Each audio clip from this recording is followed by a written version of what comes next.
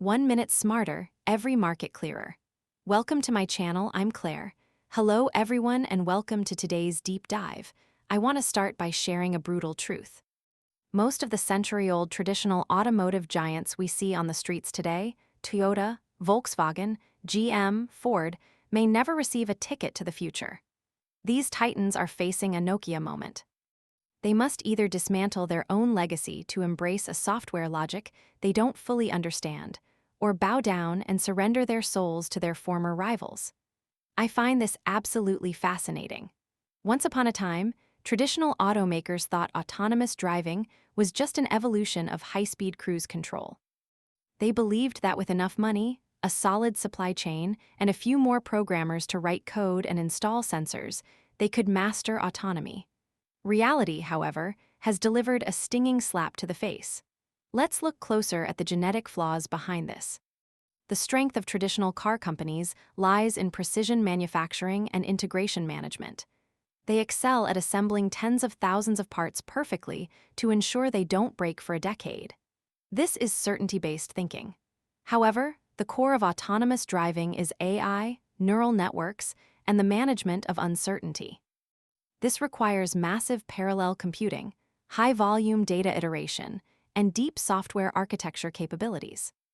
You might ask a master carpenter to repair a watch, but you cannot expect an engineer who has spent a lifetime building gearboxes to suddenly write deep learning algorithms that can perceive the world and simulate human decision-making.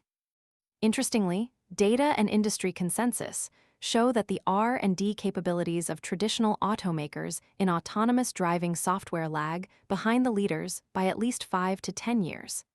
In the tech industry, 5 years is an entire era.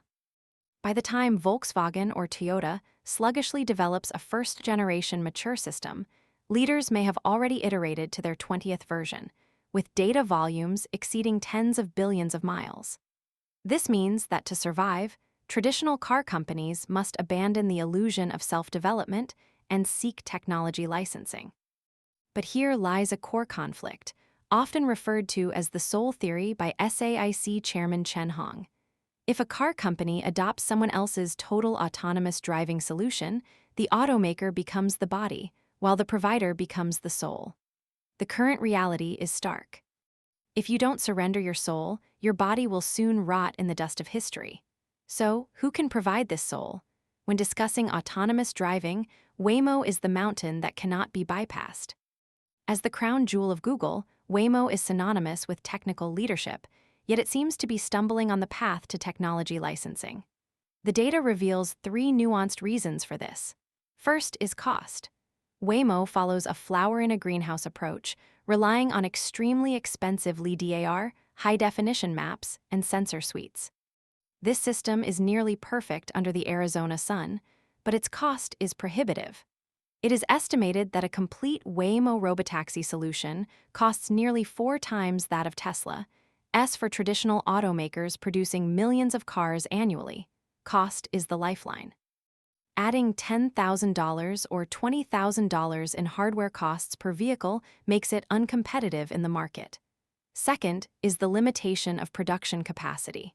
This isn't just about money, it's about the inability to manufacture at scale. The high-performance, automotive-grade LiDAR Waymo relies on has extremely limited production capacity, only tens of thousands of units per year because of the retrofitting involved, whereas Volkswagen produces millions of vehicles in a single quarter. This massive gap means Waymo's solution can currently only serve small-scale self-operated fleets, not the mass consumer market. Finally, there is the straitjacket of HD maps. Waymo's logic is to map the road before driving the car. It requires incredibly detailed high-definition maps, where every utility pole and lane line is pre-recorded. This means their cars can only drive in tagged cities. The moment they enter an unmapped suburb or small town, they go blind. For average consumers, this geofencing severely limits the commercial potential. If Waymo is a precision scalpel in a laboratory, Tesla is a bulldozer charging across a battlefield. Elon Musk firmly believes that since humans drive using 2 eyes and a brain, a car should only need cameras and a neural network. Tesla's FSD adopts an extreme, vision-only route, stripping away expensive LED millimeter wave radar, and even ultrasonic sensors. Initially ridiculed by experts as reckless, the terror of this brutal aesthetics became clear as Tesla achieved stunning evolution through end-to-end neural networks. Interestingly, data shows that the vision-only approach not only results in extremely low hardware costs, giving Tesla a major trump card in licensing negotiations by allowing the system to be installed on $25,000 entry-level models, but also creates a terrifying asset known as the data flywheel. The core asset of autonomous driving isn't code. It's data. While Waymo's test mileage is measured in the tens of millions, Tesla's is in the billions. Millions of Teslas worldwide provide real, complex, and unexpected driving scenarios every second. This massive influx of data allows algorithm models to grow exponentially. The recently unveiled Cybercab is a dimensionality reduction strike against traditional automakers. I found that Tesla engineers will argue over every gram of weight and every ampere of power consumption. Removing the steering wheel and pedals from the Cybercab isn't just for show. It's for weight reduction and peak aerodynamics, which will drive future operating costs down to shockingly low levels. When your operating cost is only 1/3 of your competitors', the war is effectively over. Furthermore, Tesla possesses its own chips, computing centers, and an ecosystem integrated with the Grok large language model. They are building a moat called user experience.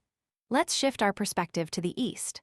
On the autonomous driving chessboard, China is the only power capable of standing toe-to-toe with the U.S. The performance of Huawei's ADS system in narrow old city streets and complex overpasses has surprised many American experts.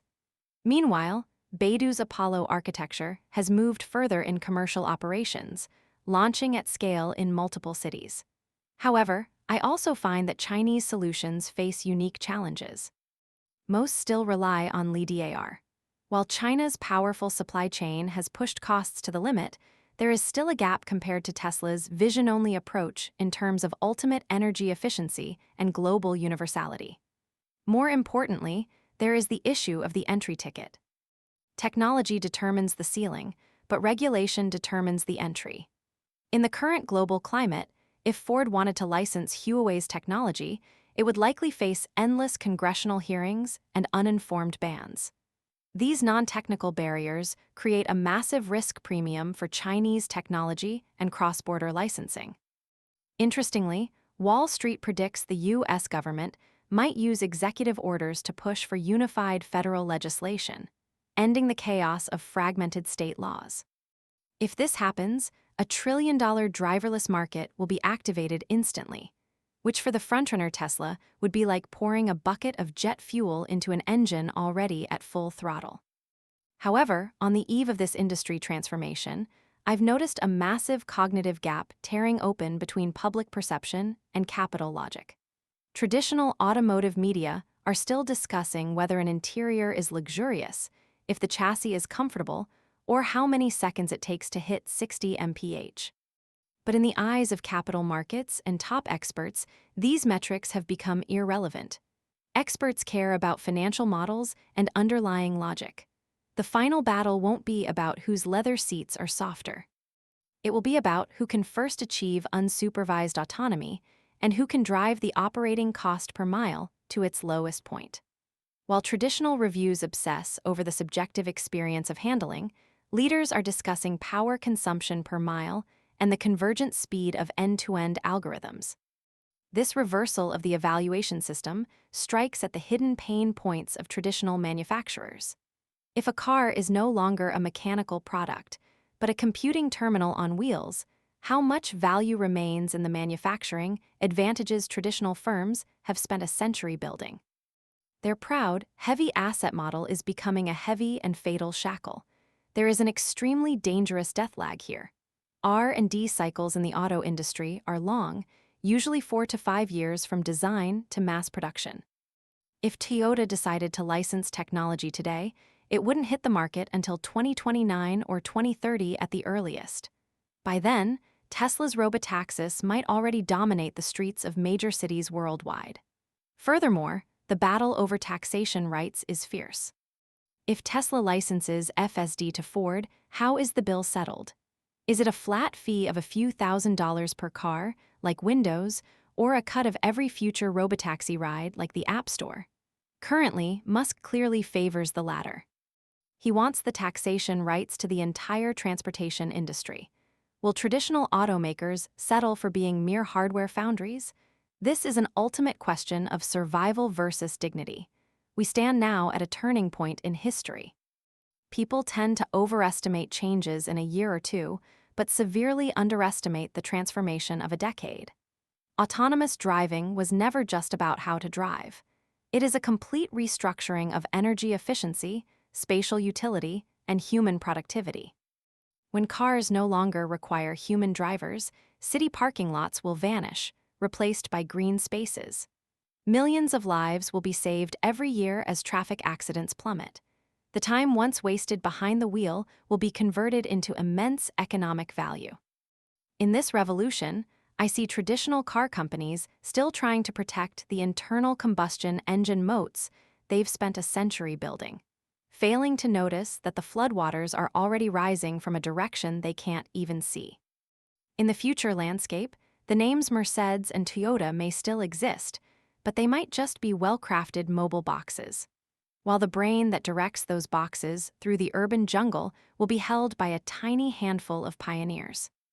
The choice is to either wither away in the embers of the old era or endure the pain of surrendering one's soul in exchange for a seat in the future. The time for the elephants to turn around is running out. In this era of rapid iteration, every one of us is a passenger on a fast train toward a future we cannot fully define, while the people writing the code are redefining the boundaries of freedom for our species.